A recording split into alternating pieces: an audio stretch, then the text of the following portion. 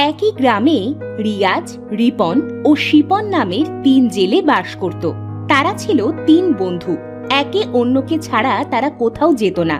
তারা তিন বন্ধু বড় গাছের কাছে দাঁড়িয়ে গল্প করছে। এমন সময় রিপন বলে, রিয়াজ, শিপন, ভাবছি আমরা তিনজন আজ একসাথে নদীতে যাব মাছ ধরতে। কাছে যে টাকা পয়সা কিছুই নেই, বাড়িতে কোনো বাজার নেই। মেয়েটা মাংস খেতে চাচ্ছে, কি করব কিছুই বুঝতে পারছি না। আমারও তো একই অবস্থা রে দোস্ত। আজ 2-3 দিন জালটা নষ্ট হয়ে গেছে, তার জন্য মাছ ধরতে পারিনি। যে টাকা ছিল সেই টাকা দিয়ে একটা জাল কিনেছি। এখন বাজার করব কি দিয়ে সেটাই ভাবছি। আচ্ছা, আমরা যে যার জাল নিয়ে এখানেই হাজির হব, কেমন? আচ্ছা ঠিক আছে, তাহলে সকলে চলো যে যার বাড়িতে যাই। তারা তিন বন্ধু যে যার বাড়িতে চলে যায়।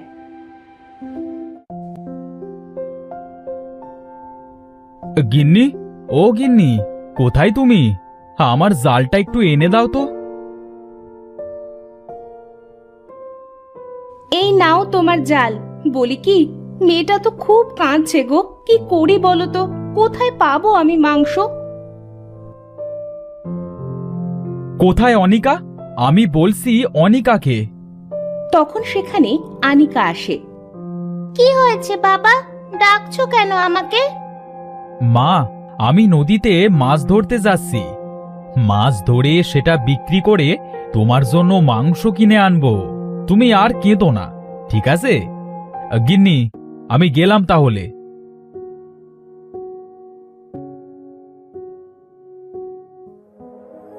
রিপন বড় গাছের কাছে গিয়ে দাঁড়িয়ে থাকে। তখন রিয়াজ আর শিপন সেখানে আসে। কি রে, তোদের এত দেরি হলো কেন?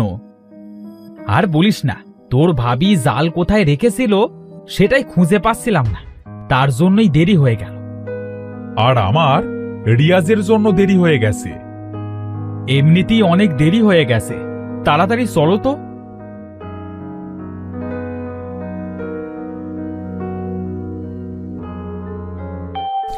তারা তিন জেলে নদীতে মাছ ধরতে যায় একটা নৌকা নিয়ে। নদীতে কিছুটা দূর গিয়ে শিপন বলে, এই এই আমরা তো অনেক দূরে চলে আসলাম। এই দেখ, আকাশে কেমন মেঘ ধরেছে, মনে হচ্ছে ঝড় উঠবে। এই চল, এখন আর মাছ ধরতে হবে না, আমরা ফিরে যাই। শিপন, নৌকাটা ঘোরা, আমরা পাড়ে যাই। শিপন নৌকা ঘোরানোর সাথে সাথে খুব জোরে ঝড় ওঠে। ভাই, ঝড়ে তো নৌকা অন্যদিকে চলে যাচ্ছে, কি করব এখন? অনেক জোরে ঝড় উঠেছে, আমাদের তো ভাসিয়ে নিয়ে যাচ্ছে। আমার খুব ভয় করছে। ভয় পাস না, আমরা তিন বন্ধু তো একসাথে আছি। তাদের নৌকা ঝড়ে ভাসতে ভাসতে একটা দ্বীপের কাছে গিয়ে থামে। তখন রিয়াজ বলে, রিপন, শিপন, আমরা এখানে নামি। না জানি আবার কখন ঝড় শুরু হয়, তখন যদি ঝড়ে আমাদেরকে আবার অন্য কোথাও নিয়ে চলে যায়। শিপন, রিয়াজ ঠিক কথাই বলেছে, আমরা এখানে কিছুক্ষণ বিশ্রাম নিই। তারা সকলে সেই দ্বীপে নামে।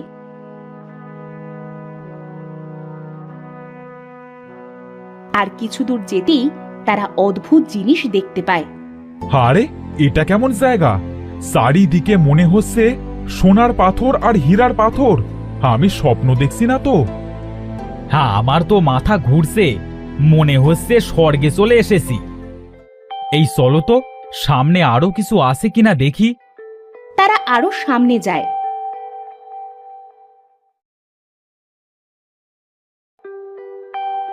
এই রিপন, এই দেখ, হীরার গোলাপ। কি অদ্ভুত অদ্ভুত জিনিস, শামুকের ভিতর রয়েছে মুক্তো। মনে হচ্ছে স্বপ্নের দুনিয়ায় চলে এসেছি। আচ্ছা চলো তো, ওই দ্বীপের ভেতরে যেয়ে দেখি কিছু আছে কিনা।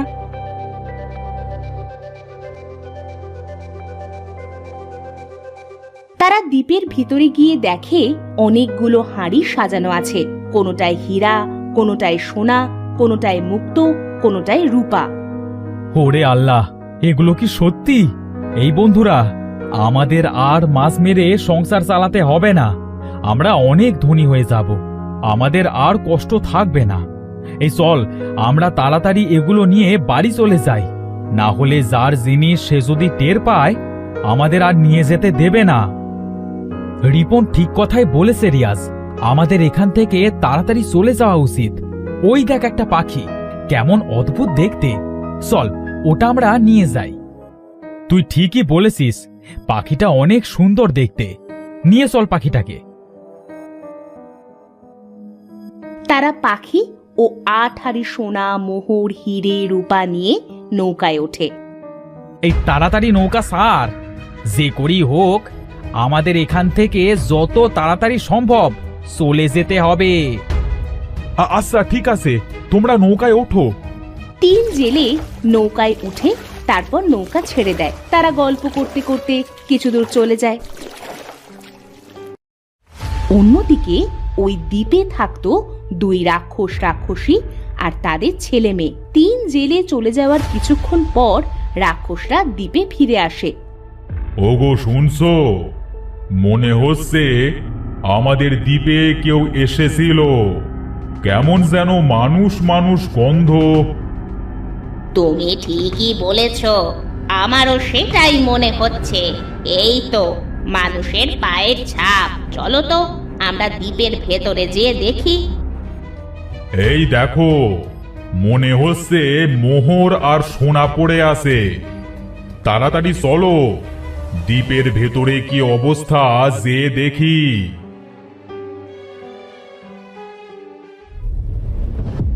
তারা দ্বীপের ভিতরে যে ঘর আছে সেটায় যায়। ওগো দেখেছো, আমাদের সকল সম্পদ নিয়ে চলে গেছে।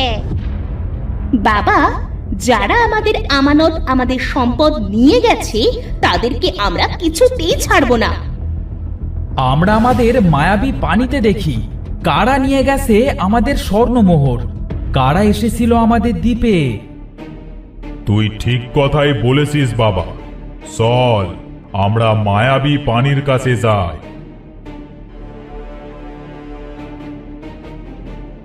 দ্বীপের ভিতর একটা বড় গামলার কাছে যায়, যার ভিতর পানি ভর্তি।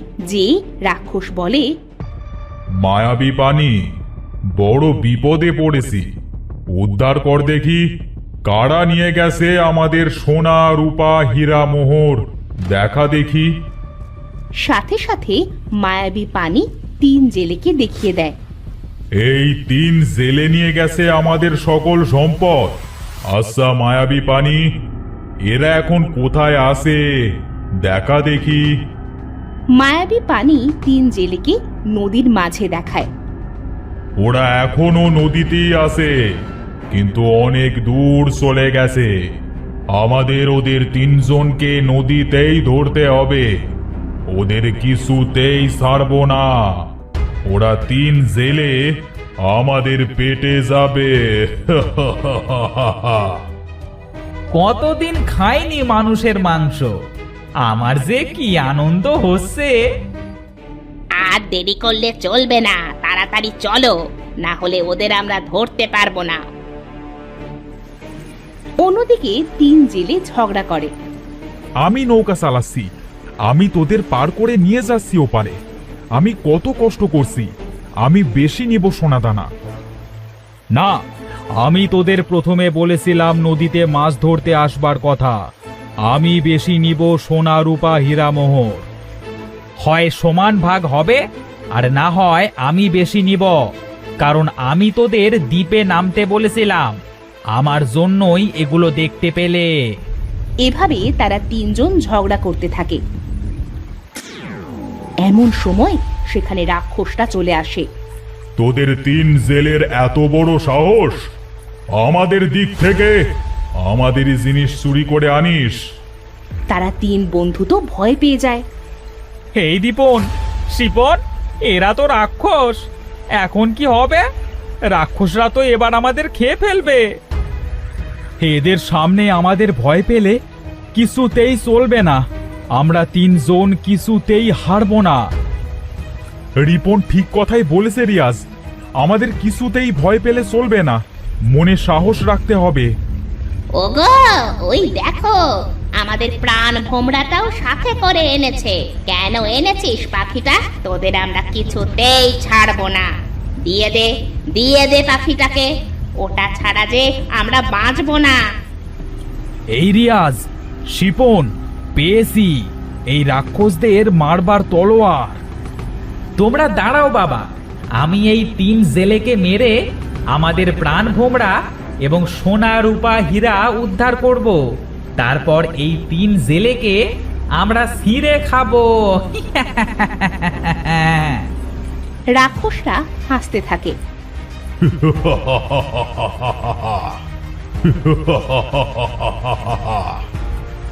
তোরা যত ইচ্ছে হাসতে থাক, তোরা আমাদের কিছুই করতে পারবি না শয়তান রাক্ষস। রিপন আস্তে আস্তে সকলের চোখ এড়িয়ে পাখিটার কাছে যায় আর পাখিটাকে খাঁচার ভিতর থেকে বাইরে করে হাতে নেয়। মা, বাবা, আমার খুব কষ্ট হচ্ছে নিঃশ্বাস নিতে।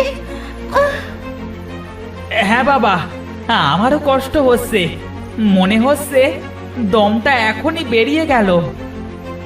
জেলেরা, ছেড়ে দে ছেলেদের পাখিটাকে, মরে গেলাম আমরা, তোদের কিছুই বলবো না।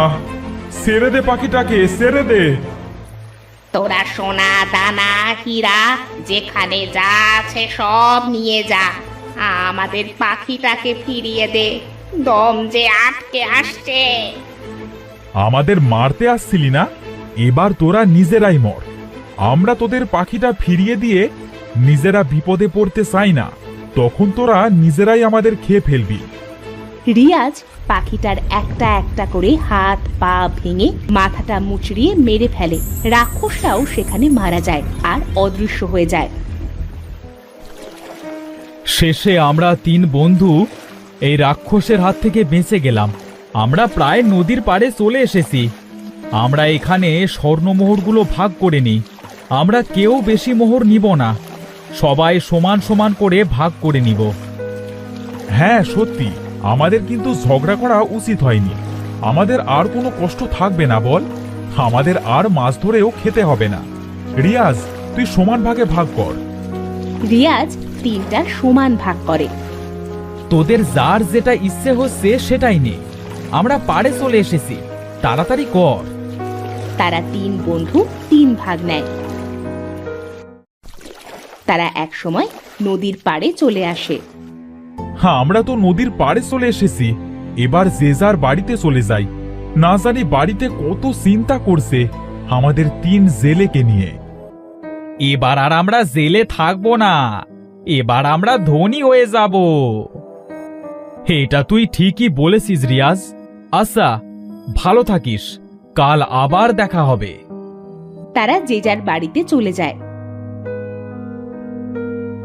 সোনা রূপা হীরা মোহর বিক্রি করে 3 জেলে অনেক ধনী হয়ে যায়। 3 জেলে একসাথে অনেক বড় ব্যবসা শুরু করে। জেলে থেকে তারা 3 জন 3 ব্যবসায়ী হয়ে যায়।